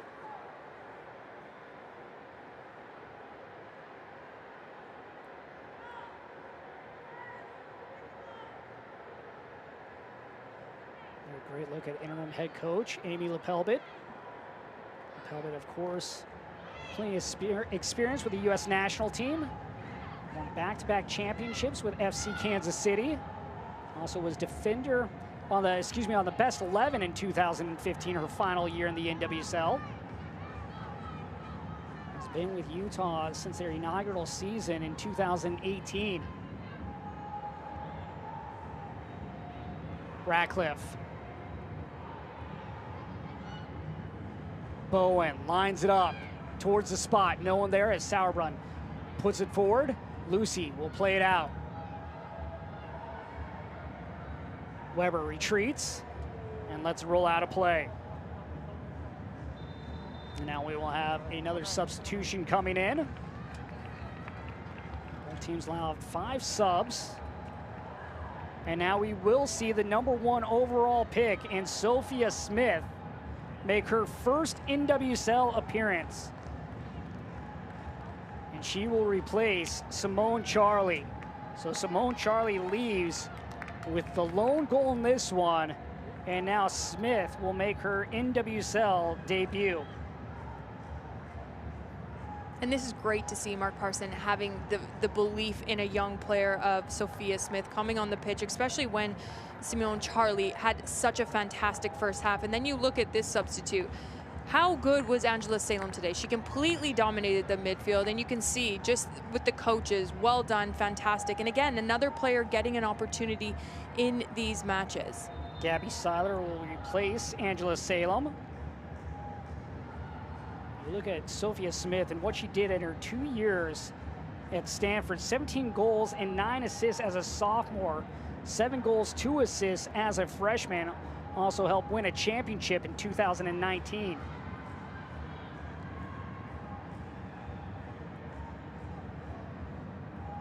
Smith, that #1 overall pick. To get that first pick, the Portland Thorns traded Emily Sonnet to the Orlando Pride, as this is played into the stands. But when you give a player up like Emily Sonnet, you expect big things in return, and hoping to get that with Sophia Smith. And then you add in the 2nd overall pick in Morgan Weaver, who saw plenty of action in the Challenge Cup, another player that can produce goals for Mark Parsons. Pogarsh. Rodriguez will play it back to Mingus. Eckerstrom. Eckerstrom not challenged in the first half. She's had to make a couple different stops here in the second to keep this a 1-goal lead for the Thorns. Smith with her touch. Seiler. And again, it's so good from Utah. The initial pressure is absolutely fantastic, but then they get caught ball watching. You have 6 players all caught on this right-hand side, and it's an easy switch out for Portland to find that defensive midfielder to then hit that switch of play, and now they're in the box. Smith with a chance, and that one poked wide by Smith. And again, this all starts from great pressure from Utah, but then the quick switch of play, finding that defensive midfielder, ball in over the top. And you see here, this is just fantastic, fantastic work from Rocky Rodriguez to get this in. And Smith already in the game, got a set piece from it, so she's got to be absolutely delighted with herself for this. Not even 5 minutes in, getting a shot on. Smith there to deny the chance for the rookie. Looks like Diallo lost her boot. She's playing with one shoe on. That one goes headed in for Sophia Smith as she finds her first goal for the Portland Thorns in her debut. Welcome to the Portland Thorns. You love to see this, and especially as a young player. She had so much pressure on her coming in after Emily Sonnet being traded, but again, Megan Klingenberg, that left-footed ball in, But what I love about this is she just pops off the back line, finds the biggest space, and she makes this header look easy. This is not an easy goal to score. She's coming back away from the defender, and it's just more precision header than power. Incredible from her. You're absolutely delighted for Sophia Smith. You just think, just seconds ago, she had a chance with a foot. This time she finishes on the header. 2-goal lead now for the Portland Thorns.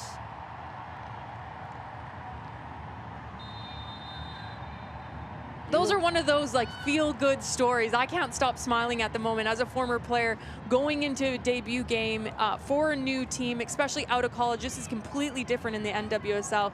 So what a weight that has been lifted off of her shoulders. For the Portland Thorns, their last win at Providence Park came last September. They're looking to hold on to this 2-goal lead here for a little bit more than this next 15 minutes and get their first victory of the fall series. For Utah, they now look to respond, but they are going to have to defend as Lucy charges down the channel into the area. Sends it there and then played away. Looked like by Katie Bowen. Sophia Smith, the intended target. But did you see the second adjustment of Sophie Smith? Yes, she's a young player, and yes, this is her first time in NWSL. Hold on a minute here. Horan was trying to head it back, it looked like, to Christine Sinclair. Smith chases it down, but knocked off the ball, and we'll have a foul here against Vero, and she is frustrated with that call. But it's I want to go back to Sophia Smith, I'm sorry, but just her adjustment in the box. She goes front post, realizes it's congested, so instead of just continuing with the run, she pops off the defender, makes a new run for Lucy to try to get her head up to find her. This is so clever from such a young player, and Vero is very angry at the moment.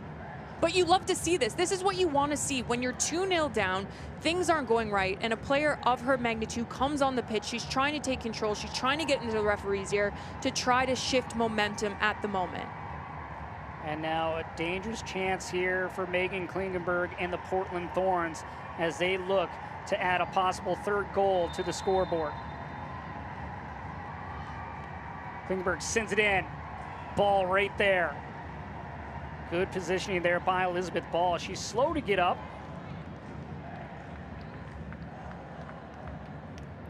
Elizabeth Ball last year with the Portland Thorns out of Penn State. One of 5 players in this game that won a championship with the Nittany Lions back in 2015.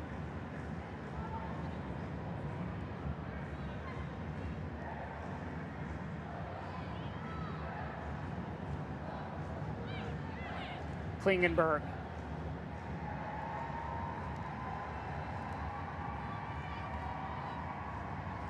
Sauerbrunn. This will be played all the way back to Emily Mingus.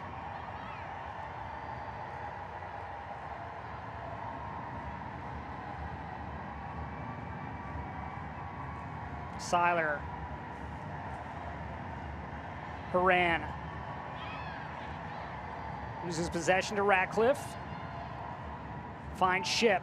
Ship back to Ratcliffe.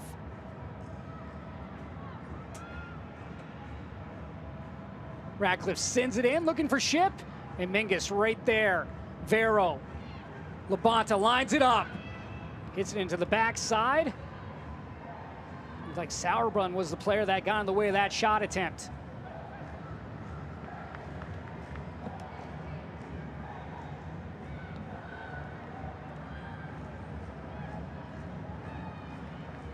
Sinclair trying to chip it over.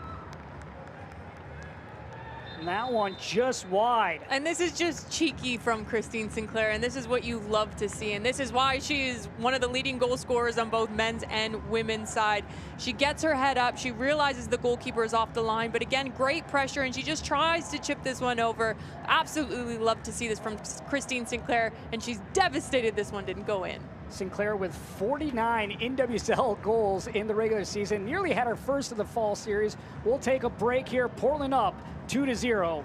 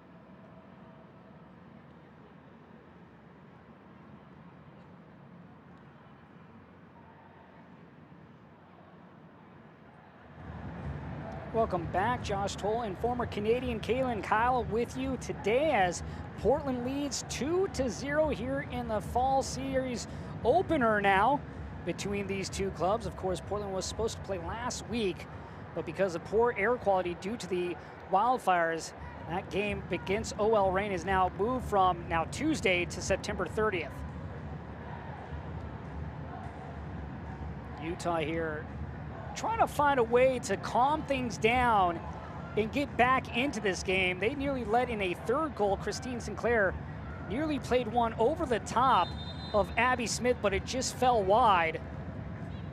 And now Utah looking to get a little momentum here and get that first goal in this one. They were scoreless in their final 3 games of the Challenge Cup. Goals have been difficult to come by. They've had a few opportunities, but nothing to show on the scoreboard. Rodriguez, solid game today in midfield for Mark Parsons, finds Horan.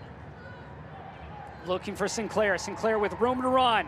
Sinclair into the 6, and that one played away. She was looking for Sophia Smith. And this is just absolutely fantastic. It all starts with Rocky Rodriguez. She finds a switch to Lindsay Horan.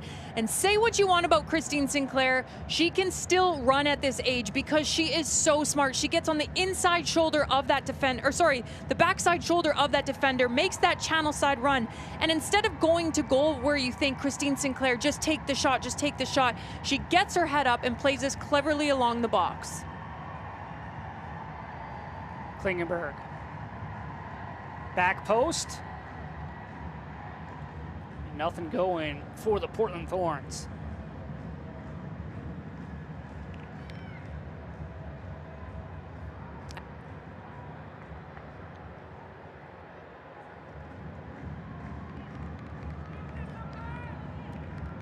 And again, I just want to take a look at this this goal. Klingenberg, she plays short, then gets this back onto her left hand or her left foot.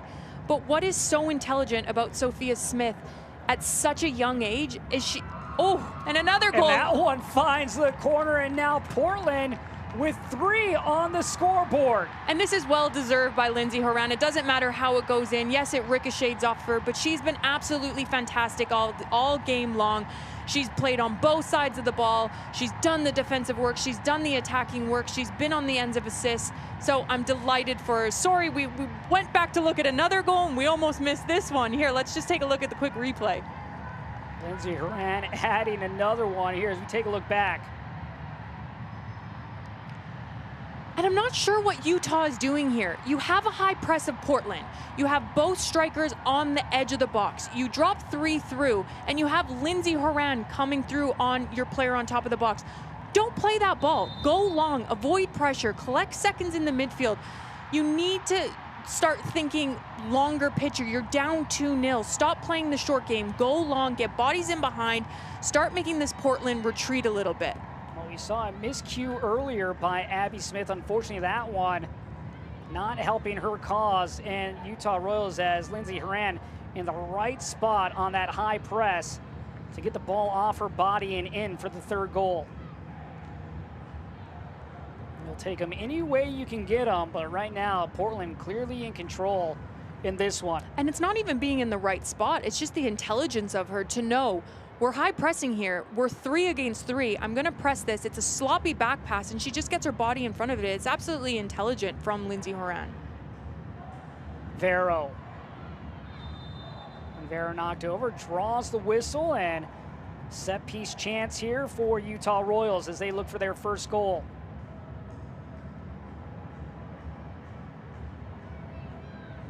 Last home win for the Portland Thorns, September 21st. Of last year against the Houston Dash.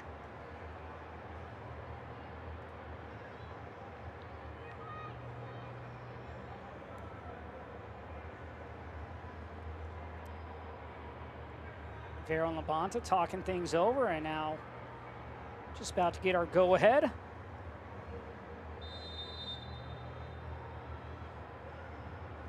Sent in. Great pass there, but Utah unable to take advantage.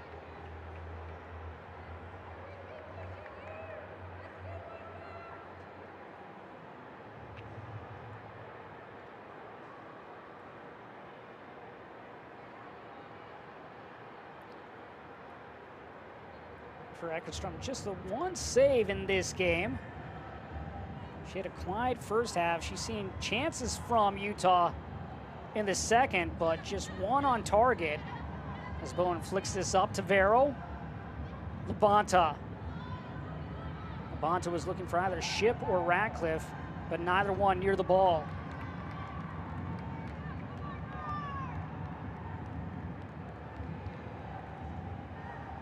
Vero Ship coming over from the Washington Spirit. She was Cal's first ever Pac-12 Player of the Year.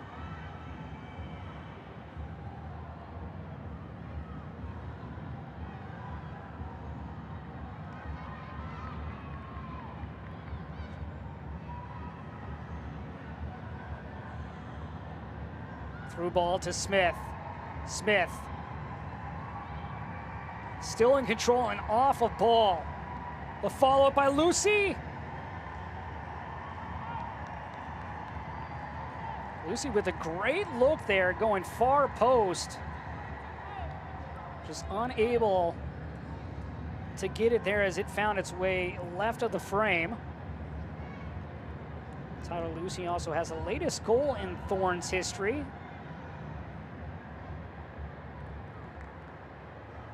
Smith plays it towards midfield, but right to Lucy. Sinclair. Looking to find Haran, but ball right in the way of that pass. Weber. She'll go out wide.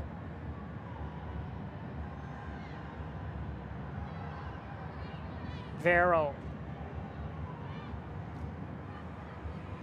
Vero played into the area, but once again, no one in the vicinity for Utah. Still in possession, though.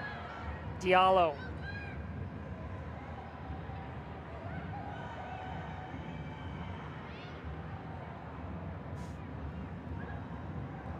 Klingenberg looking for Smith, finds her. Ball coming over, plays it out. And now Marissa Everett will come in and Tyler Lucy will exit the field. Tyler Lucy playing 86 minutes in this fall series opener for the Portland Thorns. Everett, the second-year player out of Oregon.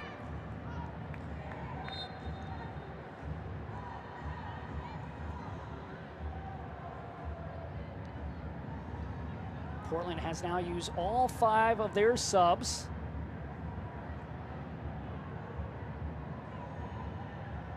Mingus to Sauerbrunn.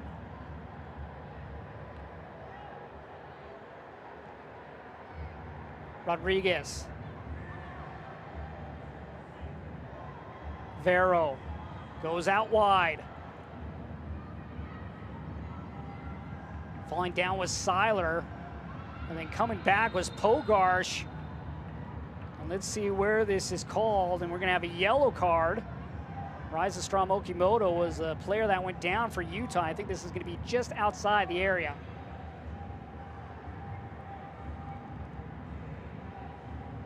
And again, this is a good breakout play from Utah. Gets her head up, decides to go at the player. Obviously, she had slipped. Then this foul comes in. I'm not so sure it is a foul, and it's definitely not a yellow card. She gets the ball first, then the man goes to ground and completely makes contact with the ball. So I'm not so sure about this call, but everyone knows when I played, I always argued against the referee, so maybe I shouldn't during this broadcast. Vero plays it in.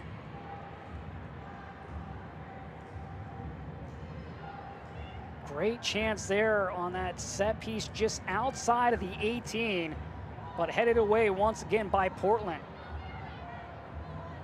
Portland, an outstanding defensive game. Strom-Okimoto. Strom-Okimoto got her left foot on it, just cannot get it past that line of the Portland Thorns.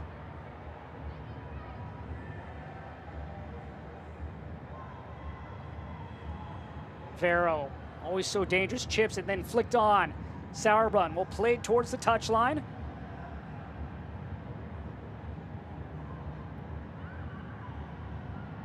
Seiler.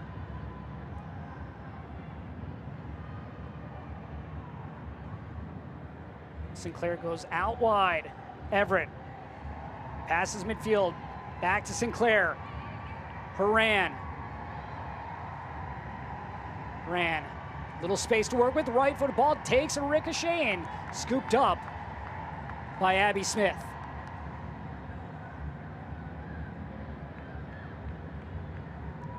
Horan with the last goal for Portland. Nearly had one there. If that's able to clear its way without being touched, maybe she has a chance. Utah playing it forward. Radcliffe trying to get around Klingenberg, and Klingenberg plays it to the near touchline. Looked like Radcliffe had some room, but Klingenberg right there.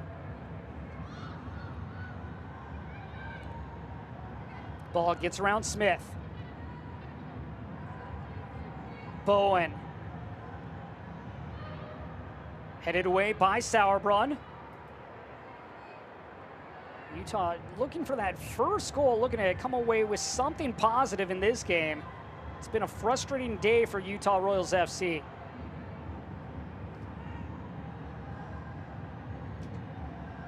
For the Portland Thorns, they're looking for their first win here in the fall series.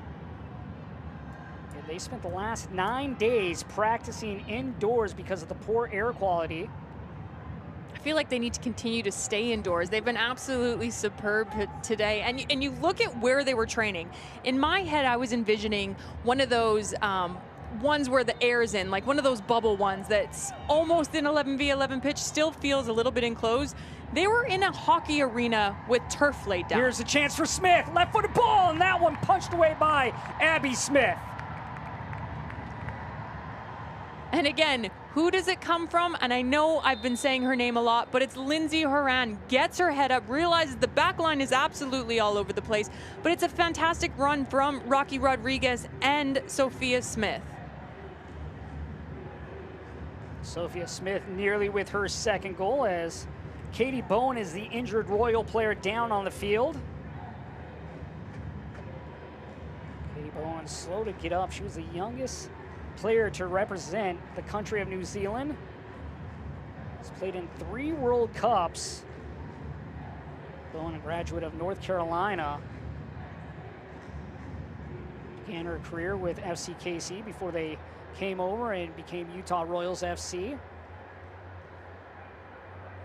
But for you, just your thoughts here on the performance today by the Portland Thorns. Yeah, they've, like I said, I feel like I've been shouting at everyone watching because of my excitement of watching them, but their movement, not only in that midfield, but up top, and the youth coming in as well. You look at Sophia Smith, and I haven't obviously seen a lot of her play, but just her vision on and off the ball, knowing to play in the biggest spaces, knowing where to go in the movement.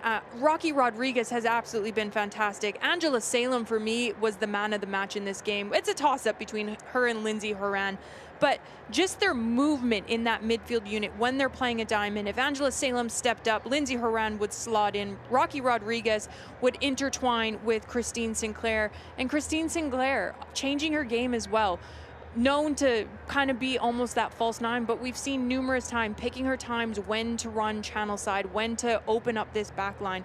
They've been great. And then Megan Klingenberg, I mean, I could spend 30 minutes on this team at the moment, but her distribution has allowed this game to open up. And then obviously Sauerbrunn coming into this match in the second half. You see the quality that she has. It's been an all-around great team performance for a first game back, especially not being able to play 11v11, playing in an indoor hockey arena with grass or with turf laid down. It's been fantastic to see. You go back to the Challenge Cup when they finished 8th out of the 8 teams involved. They didn't win a game in the group stage, as Klingenberg sends this in. Headed forward, and Smith goes up and grabs it out of the air.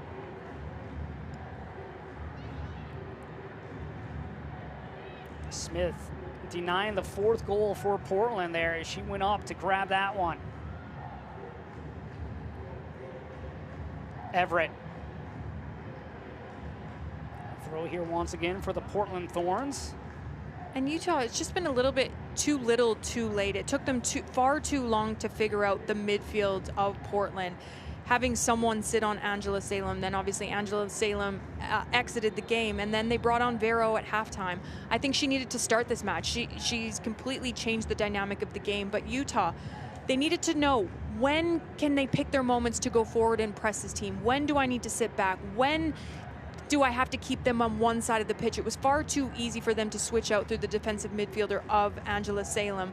And now that you have a player of Vero on the pitch, first thought, can we play forward? Can we break lines? Can we find Vero in the biggest space and then allow our teammates to get up in and around the ball to help Rodriguez up top? And now Bowen will be allowed onto the field as Sauerbrunn controls the ball, pushes it into the center circle. And that's going to track past Megan Klingenberg. And it's interesting, Josh, when we spoke to Mark earlier in this week, he said, we have a game plan and we want to stick to it. We don't know if Utah will come out in that 3-5-2 or a 4-3-3, but we're not going to change our tactics on what we do and what makes us successful. Finding success this afternoon to the tune of 3 goals, and as of right now, a clean sheet for Britt Eckerstrom. Eckerstrom did have 1 clean sheet in the Challenge Cup as this is dropped back by Klingenberg. Klingenberg running to the backside of Vero. And a yellow card will be handed out to Megan Klingenberg. And Portland here in the dying minutes just need to be smart. Obviously, tensions are high, emotions are high for Utah. They're up 3-0. There's no reason to get a yellow card. Again, I think this is a soft yellow card.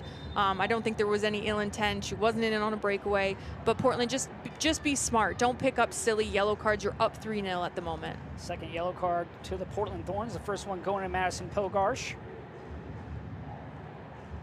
Dying moments here of this first game in the fall series between Portland and the Utah Royals as Diallo finds Vero. Vero looping it over. Weber playing back. And goal kick here for the Portland Thorns.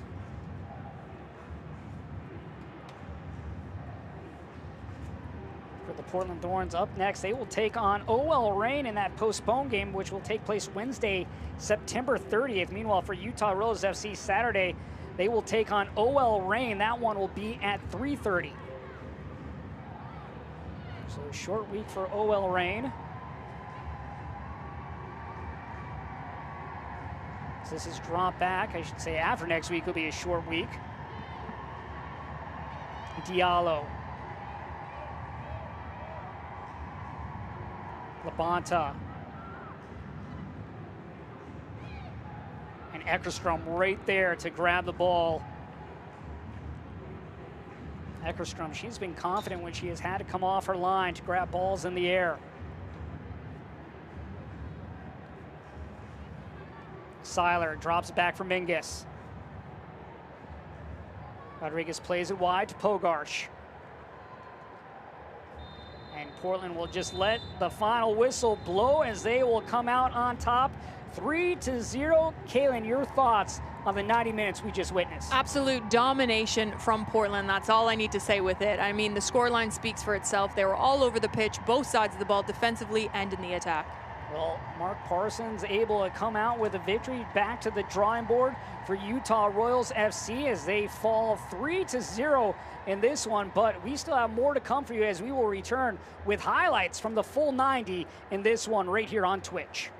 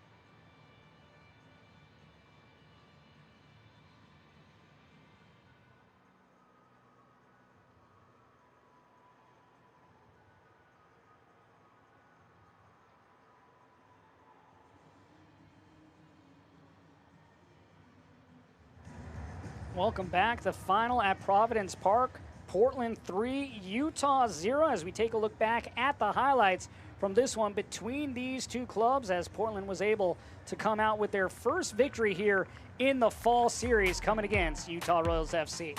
Yeah, and it starts off in the 35th minute. Lindsey Horan, she was absolutely incredible all over the pitch tonight, gets her head up, and this is just absolutely brilliant from Charlie. I mean, she goes around one, she goes around two, and then slots this one home. She had a fantastic match today. She had numerous opportunities, but again, this is just a bit of individual brilliance from her. Second career NWSL goal, first one coming in the Challenge Cup, and then getting her second here in the fall series. And Portland would not be done as they would continue to put pressure on Utah. And again, Megan Kleinberg, she was fantastic today as well. Her distribution was second to none. Again, goes for the short corner, gets this one back, puts it onto her left foot, and it's none other than newcomer Smith that heads this one home. Incredible from her. I mean, first touch on the pitch and in the back of the net. And then the 81st minute, well, a little sloppiness for Utah. Again, I feel like I just said her name too much. I was overexcited, but Lindsey Horan, absolutely so fantastic from her today. Again, all over the pitch, realizes they were numbers up and puts this one in the back of the net. Horan, a goal and an assist as we take a look at the stats, and still possession dominated by Portland today. Yeah, and it did. It came down to their midfield. I mean, that diamond midfield with Rodriguez, with Angela Salem, Christine Sinclair, and Lindsey Horan, they absolutely dominated this game. And this is why it's 62% possession, but why they were so successful as well is because they possessed to attack. They came from the back line, went through the midfield, and that is why they produced 3 goals today. Now we will look at what's upcoming in the fall series. On Saturday, Chicago Red Stars and Washington Spirit. And then you will have Utah Royals hosting OL Reign. OL Reign playing in their first game of the fall series. Then you have Houston Dash, the defending Challenge Cup champions, taking on Orlando Pride for the first time in 2020. Still plenty more great action coming in the fall series. This one is done today as Portland controlled it pretty much from start to finish as they get the win 3-0, as they will wait and play OL Reign on Wednesday the 30th in that game that was postponed. But for our crew, Hale and Kyle, I'm Josh Toll. We will see you very soon. Enjoy your night. Thank you for watching and tuning in to the fall series right here on Twitch.